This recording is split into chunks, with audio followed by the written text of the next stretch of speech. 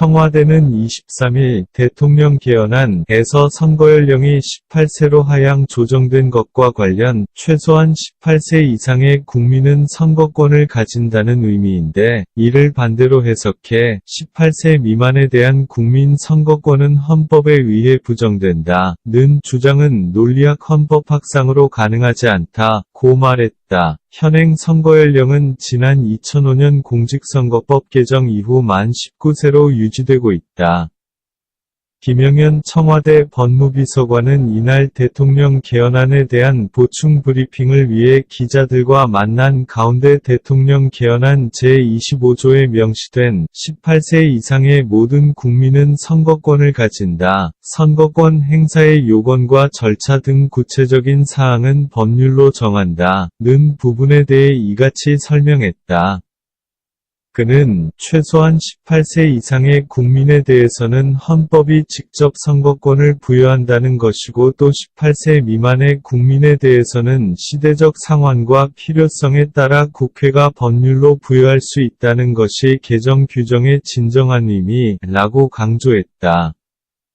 김 비서관은 아울러 현행 제67조 4항에 대통령으로 선거될 수 있는 자는 국회의원의 피선거권이 있고 선거일 현재 40세에 달하여야 한다는 부분이 이번 대통령 개헌안에서 대통령으로 선거될 수 있는 사람은 국회의원의 피선거권이 있어야 한다. 고 변동된 데에는 피선거권 연령을 헌법에 두는 입법례는 흔치 않은 것 같아 그런 점을 감안했다. 고 설명했다.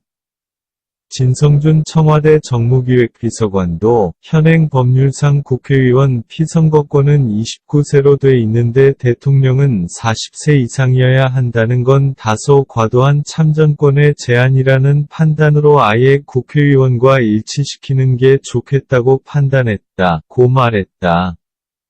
이와 함께 김 비서관은 기존 평화적 통일이라는 부분이 평화통일로 바뀐 것에 관한 이유가 무엇이냐는 질문에는 헌법의 한글화 작업의 일환으로 접을 뺀 것이라고 답했다. 진 비서관은 조약 체결에 관한 국회의 동의권이 현행보다 강화된 것은 최근 문재인 대통령이 남북정상회담 합의문이 나올 시 국회 비준을 받을 수 있도록 관계자들에게 준비 지시한 것과 연관이 있는지에 대해 꼭 그렇지는 않다고 말했다. 이어 정부가 이것은 국회의 동의를 얻어야 할 사안이라고 판단하면 현행 헌법에서도 국회 비준 동의를 청구할 수 있다고 했다.